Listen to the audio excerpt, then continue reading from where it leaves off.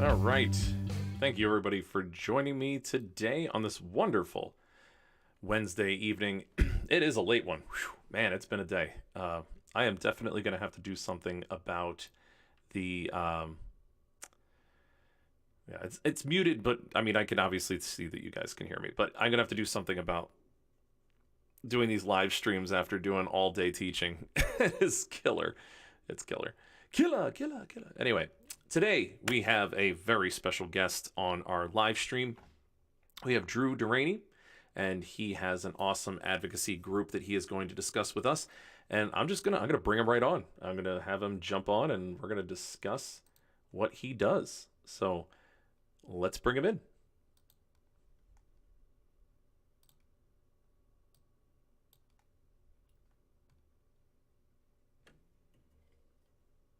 There we are. Hey, how you doing? Doing all right. All right. So how you feeling? You recovered and everything? Yeah, for the most part, yeah. Yeah. Yeah. Oh my God. So what, you had COVID? Yeah, it was wonderful. It was wonderful, which is one of those great times that you have. You know, it's like the gift that keeps on giving once a year. So Yeah, and yeah, I mean, you don't know, you can't feel it until you have it. So, can't really. Why should you be the only one who doesn't get it? Right? That's fair. That is fair. So I have you on live here on our show. I'd love for you to introduce yourself. I did give you a brief intro, but who are you? What do you do? And why do you do it? All right. Sounds good. Who am I? Drew Deraney, and what I do. Geez, I like to start with why I do things. Well, it was only probably about 5 months ago that I finally found out who I really was. I've been a people pleaser my whole life, and it took four major life stressors happening simultaneously in a concentrated period of time to get me to really realize that there's a better way to live. And so what I do is right now I've changed everything, and I'm on my third career, and it's all about really getting men to tell their story, because we are trained to suck it up, be a man, not share our emotions, not ask for help, not ask for support. And in the end, we're worse off for it.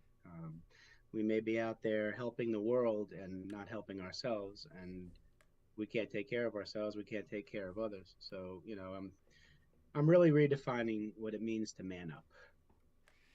Can you like expand on that a little bit? Because I like that. It's talking about the idea of manning up, but kind of flipping it. Like, Mm-hmm. what do you mean when you say that? Because we all know kind of what it usually means. It's like you Yeah, said, suck it yeah, up, don't say anything, walk it off, yeah. like that kind of stuff. Absolutely. Really, it's about you can be both a strong man and be an empathic man. Now, what I had done, I'm an empath and always will be. Um, I had a very low self worth of myself for years, for no reason that I could see. And when I say low self worth, low self respect, self trust, self love, self confidence. Again, for a lot of potential reasons, I suppose, belief systems and whatnot. And what I would do is I would do for others, never fill my bucket back up by accepting, something. I was always someone who'd say, people would say, I'd say thank you, or they say thank you to me. I'd say you're welcome. And I could never say just you're welcome. It was what more can I do for you? Or if someone does something for me, I couldn't just say thank you, period. I always wait, thank you so much, comma, and what can I do for you? And when you have low self worth, those four things I told you about, you know, um, you end up drawing in and choosing and selecting the wrong people in your life. Yeah. And so, if you are a type of person who is empathic and it can be emotionally vulnerable, is not afraid to be so, when you give to takers, when you're emotionally vulnerable to narcissists, when you continue to please people who are selfish, nothing comes back to you in a positive way. And so what you do is you end up compromising, which I am not a fan of compromising. I tell people don't compromise. When you compromise, somebody loses. When you collaborate, both people win. And it's come to a point, what the four things that happened to me. I mean, the way I always start my story by saying that in July of 2015, I found out from my best friend my wife was leaving me, right? Yeah. Ideally, if you are going to have to get divorced, it's nice to hear it from the person who's leaving you. You would think. So yeah, that's another story. So, we went through 3 years of mediation. We wanted to spare the children from the horrific New Jersey court system. And so it took 3 years because we co-parent well together, and we were cognizant that any decisions we made had to benefit the children. And again, when you're making decisions out of emotion, you're going to make some bad decisions. It's inevitable. Um, we did have the kids in mind, so we did the best we could with the mindset we were at and the tools we had at the time. So the divorce was final on April 3rd of 2018. And at that point, I say we had legal closure, right? The law, you come out of the courthouse, you have a piece of paper. It says you are legally divorced. It's very difficult to have any type of other closure, especially when you have children. And I'm a firm believer that wounds don't heal. You put layers over those wounds so they hurt less and less as the years go on. There's always a little bit of something that brings up or can bring back that, unless you really work at it and are at peace with what happens. So after the divorce was final, I decided to, my 50th birthday was October 6th of 2018, and I figured, you know what, let's get rid of the victim mindset and let's rise up, chapter two, and I threw myself a 50th birthday party. And I invited, and they came anywhere from everybody I knew from diapers until that day. I mean, I had college friends, high school, middle school, my family, my kids. It was awesome. One of the best days of my life. And as I'm ready to, really rise up, as I say, and my mother says this: my man plans and God laughs. So at right around the same time as my birthday, I worked for healthcare for 24 years in the hospital sector, anywhere from operations to strategic planning and business development, and ended my career in patient advocacy. I reported a HIPAA violation to the compliance officer for the hospital because the manager in my department who reported me, I was the director, inadvertently allowed a file cabinet with some patient information in the bottom drawer to get discarded by the construction department, in a dumpster, gone, incinerated, wherever it goes. And I was going to report it. And I tend to do the right thing all the time, even when no one's looking. And I told my boss, who was the chief nursing officer at the time, that I was going to report it. And she said, yeah, I should report it, but let's look at the timing. Can you make sure before you report it, you know exactly what was in there? And I said, no, I can't. No, Right, it's gone.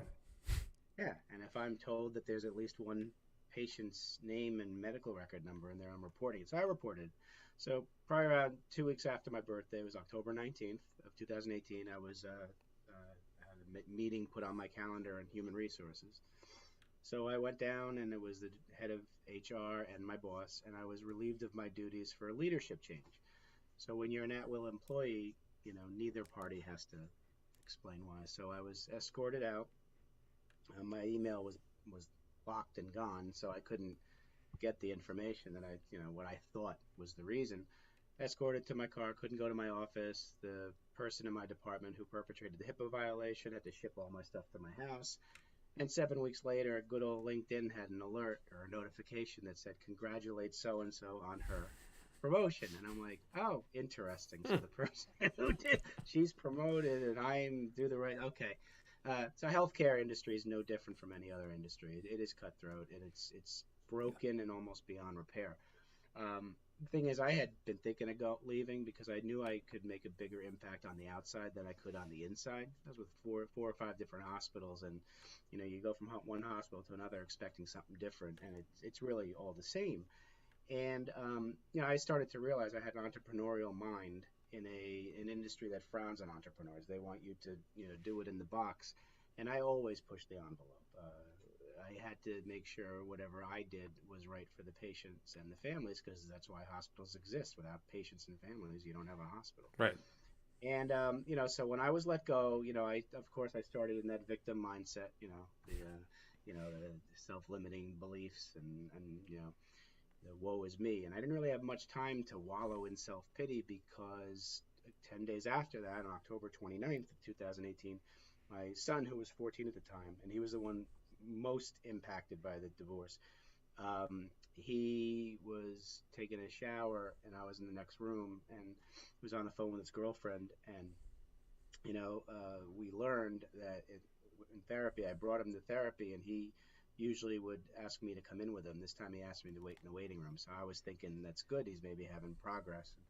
Turns out the therapist comes out crying and asks me to come in, and my son's crying. He hugs me, says, I'm sorry, Daddy. And I hug him, what's going on? And she could tell he wasn't really himself, and asked him if he could promise that he won't be a harm to himself in the next couple weeks. And he couldn't promise that. He, as a 14-year-old kid with a divorce, and he was so close to his mother, the thoughts of suicide will pop into youth's heads, and you see it a ton now with COVID and the lockdown. Yep. It's an epidemic. So, he could have tried in many different ways, because we had the stuff in the house, but his girlfriend talked him out of it, and thankfully. And we had him go to the hospital, and they released him to me. So he was with me as he was before. He said, I'm going to be fine. I want to be with my dad. And so I spent 40 days with him 24/7 until we got him some help that was available.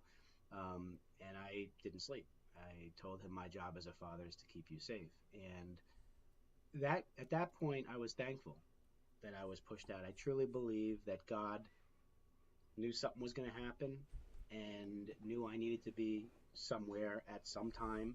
And if I wasn't going to, on my own, leave healthcare, he was going to do it for me.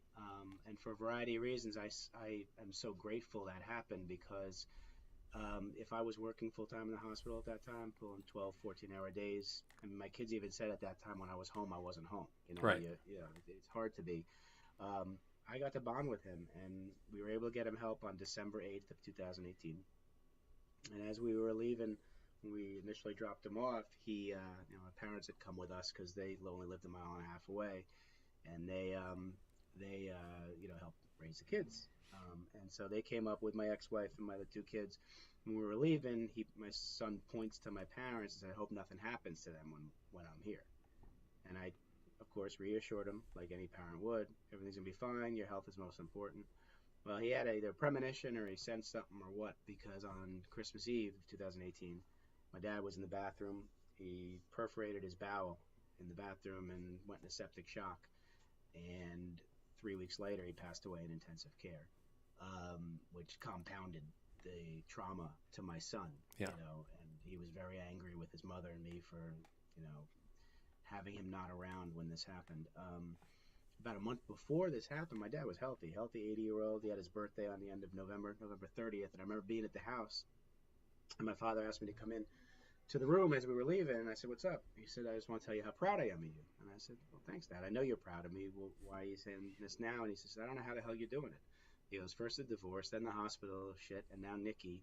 You taking care of Emma and Matt, and you come here every day to check on your mother and me. I don't know how you're doing it. I'm very proud of you." He said, "I know you always wanted to own your own company, and I always told you not to because risk and you get that paycheck." And my dad was with IBM for 35 years. That's what you did, Yep. And me, I respected my dad's opinion, so I listened. And he says, "I know that it will make you happy. Whatever makes you happy, you go do it. Your mother and I will support you no matter what."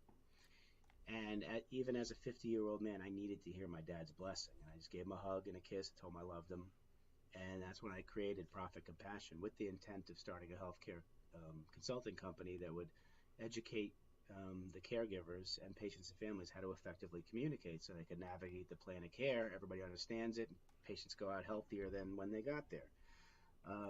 That was my passion at the time because a landmark study came out in the mid-90s called "To Err is Human," and it came out that 90% of medical errors are due to poor communication. So in my mind, if you can enhance communication, you can reduce medical errors.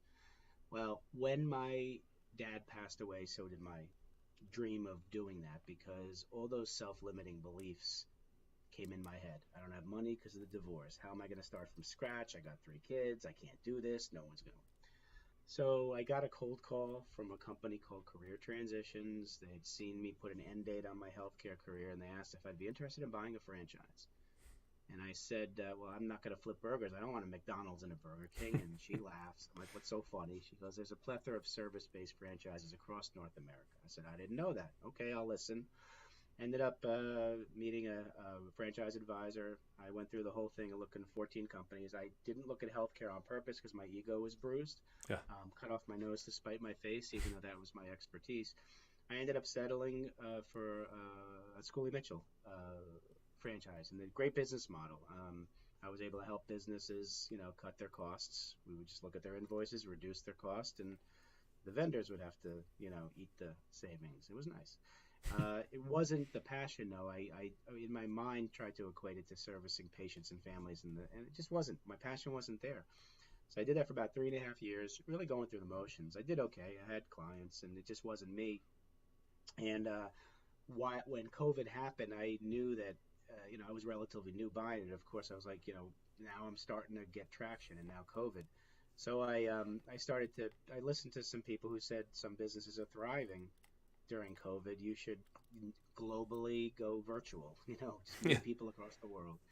So I started doing that, and I started meeting some wonderful human beings, which kind of started to change my outlook on the negativity of the world. And I did meet somebody who worked with publishing books and editing books, and I've always wanted to write a book. I never had the content. Now, Eric, I had the content. Yeah, sounds like it. Yeah, so we started that venture April 21. The book's coming out Groundhog's Day. Nice. Of this year, yeah, February 2. It's funny, I picked that day because I proposed to my now ex-wife on February 2, 1999. And I figured, okay, this would be kind of interesting closure. Let's just release the book on Groundhog's Day 2023. So that's what's happening. So during that time of writing it, at one point I got emotionally bankrupt. I mean, it was a lot because you're going through your whole life and going over, reopening wounds, opening some stuff that you thought would bother you and didn't, but some did. And at one point I said, what am I doing in life? Like, why do I get out of bed? Why do I put my 2 feet on the floor? And what am I doing? I always say, "Oh, for my kids," but I must have had a reason to live before I had kids, and I really couldn't. I lost my identity during the marriage, and just lost myself. And so I got out of bed one day, and I said, "I'm not doing this anymore." And I reached out to a bunch of franchisees who had left, and I just learned different ways of doing it. And I walked away on August 2 of 2022 Yeah. from the franchise. And I said to myself, I need to help men open the damn mouths. And we got to, because when I had went through all that stuff, I did what the world said I was supposed to do. We'll get into the man up. I man up. I sucked it up. No emotion. Didn't ask for help. Didn't ask for support. Didn't let myself grieve. I looked at my kids, looked at my mother, and I said, I'm doing it for them. And that's how I got the clarity to, not give up. And in that process, I realized that if I had support systems, like I shunned my support systems. I said no to the church because I was mad at God. I didn't talk to my friends because I didn't think they'd understand. I did not want to talk to strangers. I'm not going to ask my family because they're going through the same stuff. So I just did it. And when I realized that if I looked for support, which I believe I should have, I wouldn't have found much for men, Eric. God bless, there's a ton of stuff for women, and that's great. They deserve it. There's women helping women, women helping men, men helping women. There's nothing out there where men are helping men. And I realized that men just don't open up because, and for somebody like me, if you open up to the wrong people, like I told you, you get the wrong reaction, you're going to bring it back in and not Yep. trust anybody anymore.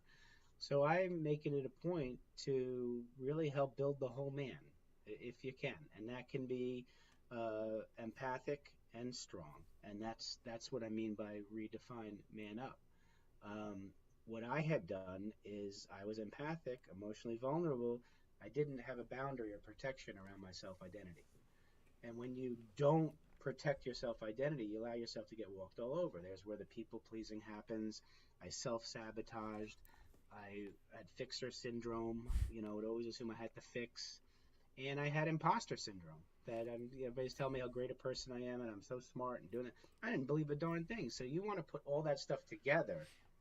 It's a tough way to live. And I was done with it finally after all this. So, I started a men's support group, a membership group, men supporting men collaboration tribe. I sold the marital home, moved my kids and myself in with my mother for all the right reasons. And I am picking up the pieces. I'm a work in progress, still recovering from all that stuff, but I'm a lot stronger now than when I was before the marriage. And I intend to tell my story to whoever's going to listen. And I'm hoping it's really like the Drew of now, of 2023, educating the Drew of 2015. So I'm trying to find those Drews of 2015 who are in that now, and with the tools I now have and the knowledge I have, I want to be able to help guys just be prepared emotionally and cognitively and spiritually and physically for when something does happen, you can handle it. So yeah, talk a little bit about like this support group for for men who don't know how this works, or Right. I guess specifically for men who are just going to go, oh, I mean, I'm not going to engage with this because I'm not Mm-hmm. going to ask for help. Like, can you just Right. kind of describe it a little bit more and like give something like Yeah. a to do, because we're really good at doing things that we're told. So like, Yes. if you could give a Yeah. to do for a guy, what would you say to a Absolutely. guy? Well, what I would say to a guy is every single one of us has greatness inside of us. And if we allow that, when we allow that greatness to come out, we not only help ourselves, we're helping some other man who thinks he's alone on an island, and this is what's happening to him. He's the only person it's happening to. So if nothing else, we owe it to ourselves and to others to release that greatness, tell our stories, tell people how we got out of it, so we can help other men kind of just, we got to change our belief systems. We all have belief systems that were given to us. Yeah. By the age of 7, 50% of our belief systems formed. By 18, it's like 90%. Why else do you think at age 7 we already know what political beliefs we are in our religion and all that? So we were learned it all, generations and generations passed it on. Has any man actually stopped and thought, my belief system, are these my beliefs? Do I really believe or am I just conforming to a belief system that was given to me. Because I'll tell you, we get the pit in the stomach, that visceral reaction, that the brain and gut, right? Yep. Something just doesn't feel like me. You make decisions, you don't feel right about it.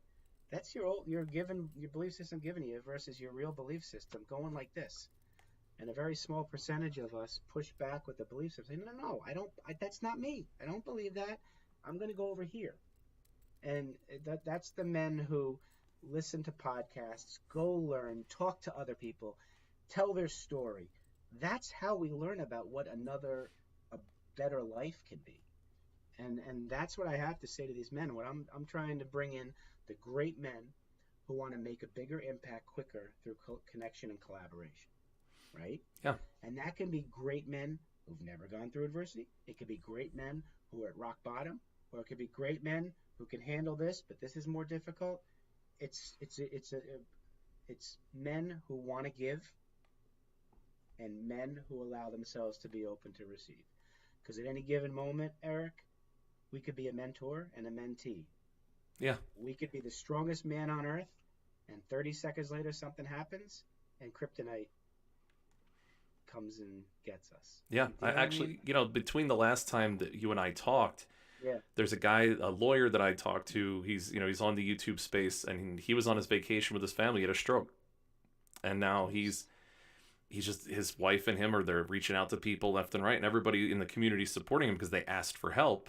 But I mean, he was in the position where he was a thought leader, and he was getting people to come to him every week, and then all of a sudden, he may not have lived, and then he got through it. He's up, and now he's doing a lot of like rehab that he says is the hardest thing he's ever done in his life. And all of a sudden, life was not guaranteed. And so I totally agree with that. Like, there is nothing that is guaranteed in your position in the world, and it really is so important to have a strong primary support group. Yeah, it is. And for that gentleman, and I pray to God he's getting better. You never know why those certain things happen. The stroke, right? I mean, I right away think, was he taking care of himself? Right. Was he working too hard? Was he not eating right? Working too hard. Was he doing stuff for other people? I mean, lawyers, doctors, police officers, they step into a role where they're fixing and helping and all this stuff, and rarely they think about themselves, right? They have to fix things. Lawyers have to fix their clients' problems. Doctors have to fix the ailments. Police officers have to serve and protect. What I'm really stressing in my book and everything I do now is about the importance of self-awareness. Because if 95% of our brain activity is on autopilot, automatic, right, and only 5% of our brain activity is conscious, and if we're not taking advantage of self-awareness in that 5%, then we're allowing bad habits to become in our subconscious, and then we're going through the whole day potentially with all this detrimental stuff that's going to hurt us down the road. So why not grab that 5% conscious activity, be self-aware of your thoughts, your words, your actions.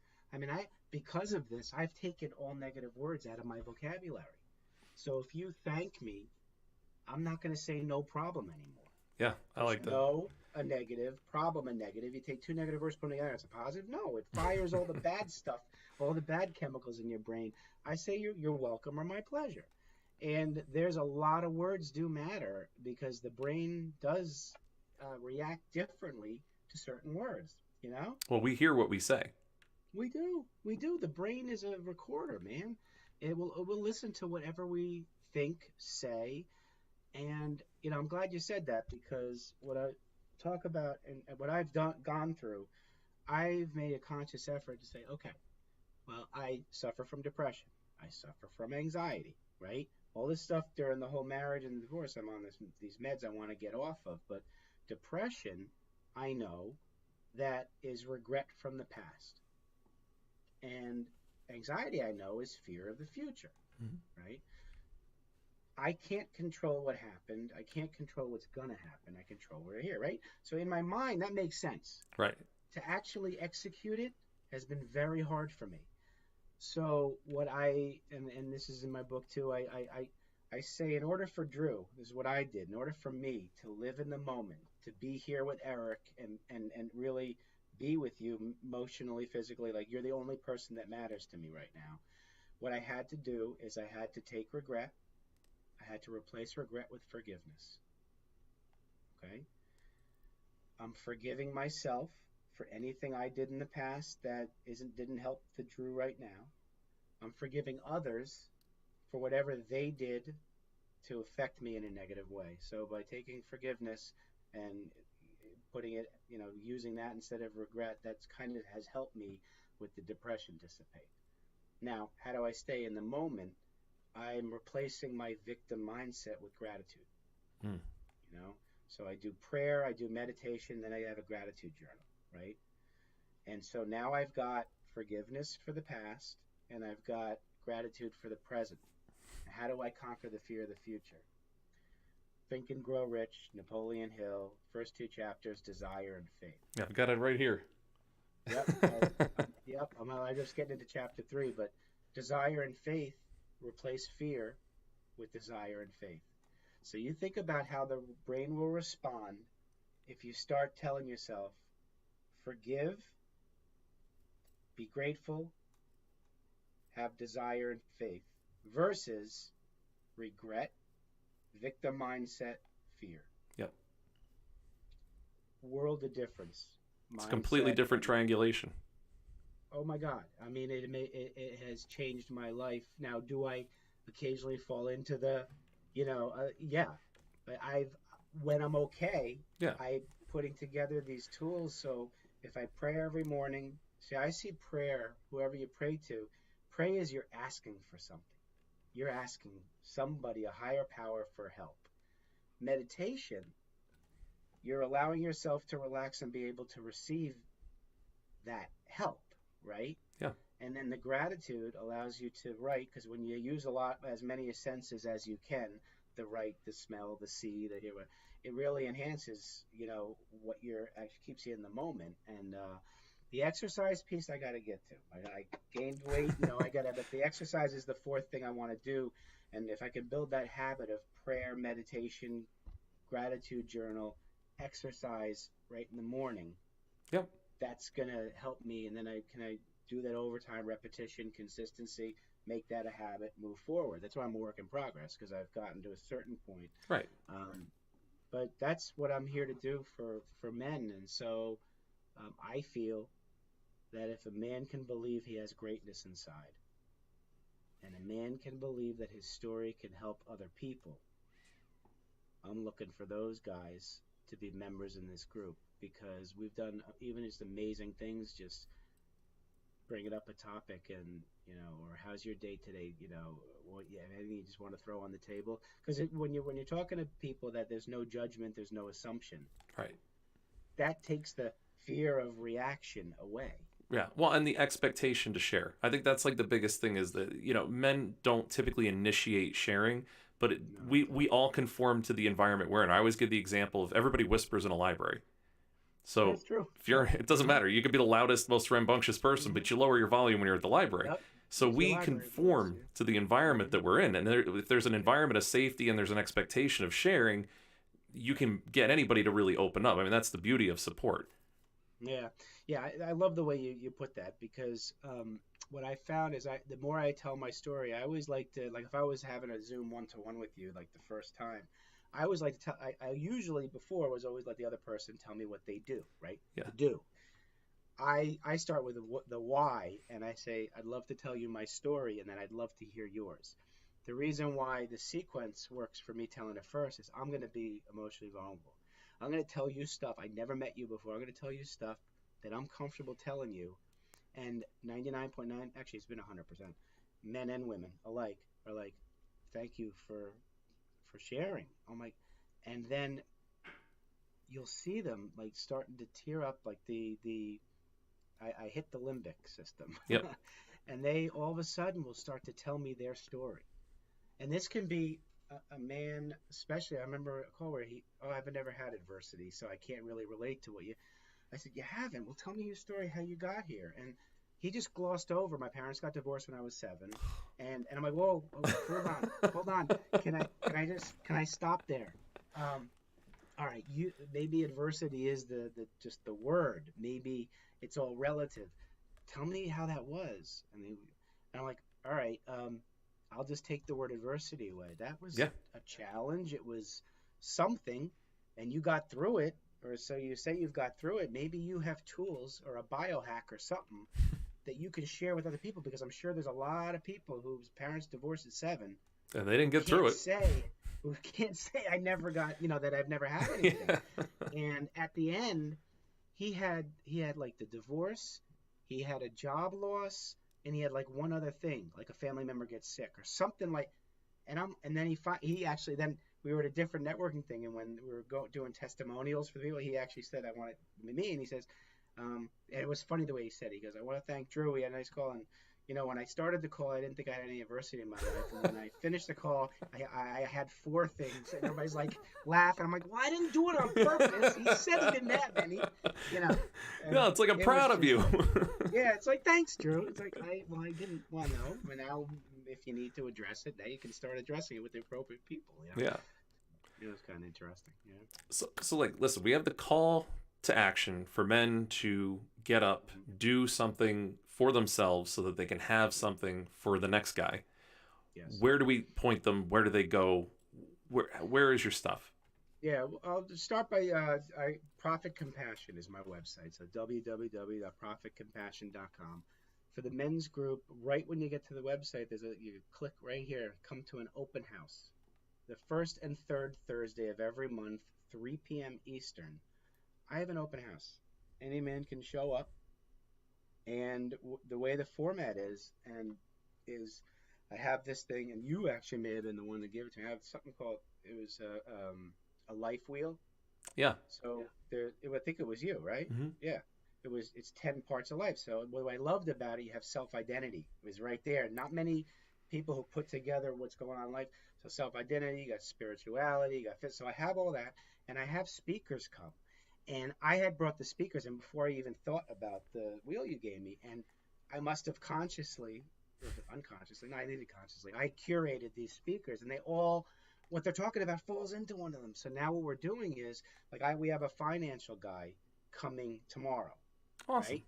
And so when I talked to Paul, I said, all right, so you have 20 to 30 minutes talking about your financial thing, but here's the catch when you speak in this group. I want you to tell your story, how you got here, with a little bit of emotional vulnerability in it. And I had already heard his story. It's like he and his brother had a company, went bankrupt, they got backstabbed by a best friend and all this kind of stuff. So he's going to tell his story, and his defining moment does relate to finance because of that, and that's how it got him to go towards, and then I'll have him do the didactic education. Cool. Yeah. Right.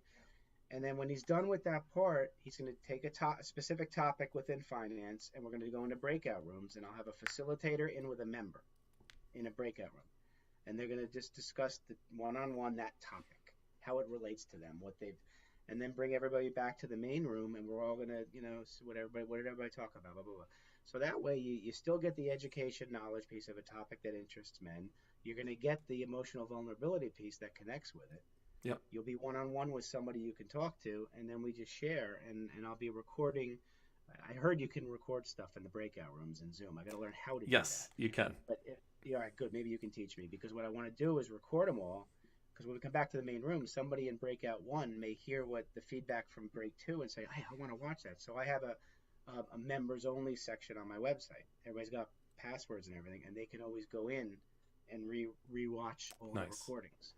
And I charge $97 a month, and I put my heart and soul into it. So it's reasonable to come in. It doesn't break the bank. It's giving you added value, and it's really an investment in yourself. So I do what I can to make it, but that's really right now what I'm doing to make a living and to help people. So and I think that's the best way to make a living. I mean, that's obviously how I make a living. So I totally agree with that. If there was a way to make money, helping people should be the way to do it. So yes.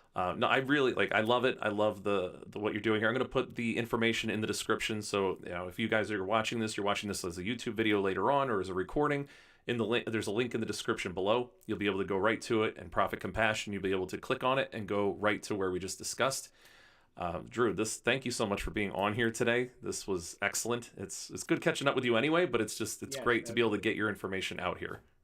Great. Thank you so much. And the book that's coming out, I'll tell you, I'm a reformed people pleaser. That's what it's about. How to get out of where I was. So, Nice. Nice. I like it. I'm looking thank you forward so to that when much. it comes out. I will probably be putting it out anyway just to promote it on social media and stuff like that. But please shoot me an email with the information on it. I can't wait to get it out there. I definitely will. Thanks so much, Eric. It's been a pleasure. Absolute Absolutely. It's pleasure. great to have you. All right. Thank you. All right. Take care. Bye. Bye. All right. So, what's going on, Crypty? We are just at the end of the stream here today. We thank you very much, Drew, for being on here. It's the exact kind of stuff that we need to be talking about as people who are helping people that are getting into other people's lives and doing a lot for them. As for me, I am going to be trying to change these live stream times. I got to reshuffle. My Wednesdays now are extremely crazy. Oh, nice. Yeah, I'm glad to have you on here, man. I've been watching some of your Star Trek stuff too, and some of the other live streaming. The DayZ was cool, but yeah, I'll try to be getting on and streaming more often, but I have to do it on a Monday, a Tuesday, a Thursday, or a Friday because I gotta tell you, these Wednesdays can be very long. I'm teaching, so I'm going through a PhD program right now, and I'm teaching a private school speech and debate. So that's all day on Wednesdays, and kids are amazing, but they're exhausting. So I really am going to try to make that the only thing I do on Wednesdays, and I will try to get back to live streaming on Mondays and Tuesdays and possibly Thursdays. So there's another opportunity that is way, way, way in the back, but it could be absolutely huge. It has to do with a major streamer who might be doing their own platform and partnering with them. So we'll probably discuss that later. I just sent out the email, and I doubt that I have what they're requiring, but I'm going to try. You shoot your shot. So we'll see how that's all going. In the meantime, keep a lookout. Just keep your notifications on. I appreciate it. Hey, Sin City Boss rocks. What's up, man? It's really good to see you, too. Like I said, I hope you keep the notifications on. I'm really happy to be back on here. I love doing this. This is one of my favorite things, and as tired as I am, I'm so happy I got to do this today, and I hope that you are watching this as a VOD or on YouTube later, and I'll be clipping this too for YouTube as a clean video. But thanks, guys, for being on here. Have a great night, have a great week, and if I don't talk to you, have a great rest of your January. I love you all.